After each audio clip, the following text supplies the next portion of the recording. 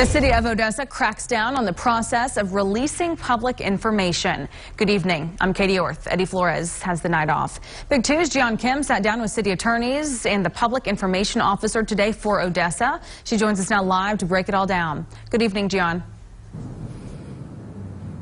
Good evening, Katie. Well, I'm told the new policy isn't really new, but rather an adjustment to an already existing process. Now, back in August, when its new employees were being trained, city attorneys determined it's in the best interest of its residents to make a change.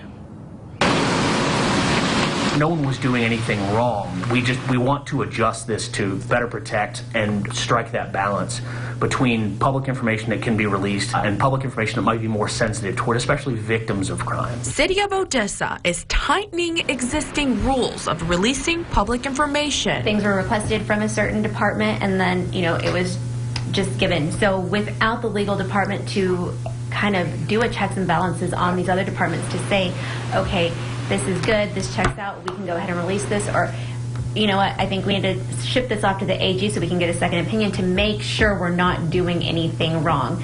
That was the element that was missing. Public Information Act. It provides citizens the right and access to request governmental records. But in specific instances, governmental bodies have the authority to say no. We don't want to release confidential information.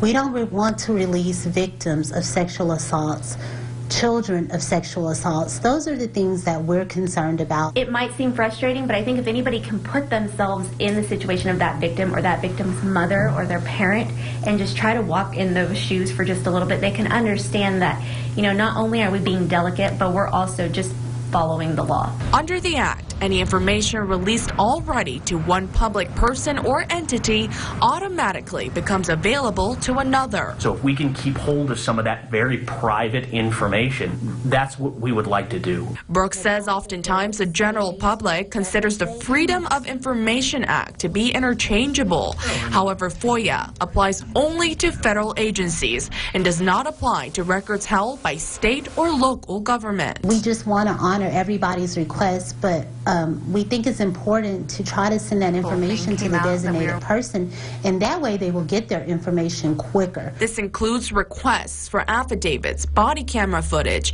encrypted radio calls, just to name a few.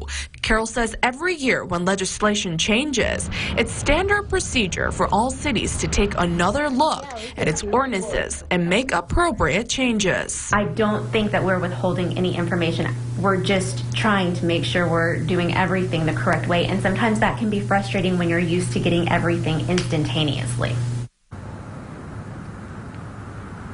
Now, the city tells me the most effective way to request information is through GovQA. Otherwise, you can request that information through mail or in person to Devin Sanchez. Live in Odessa, I'm Jian Kim, Big 2 News.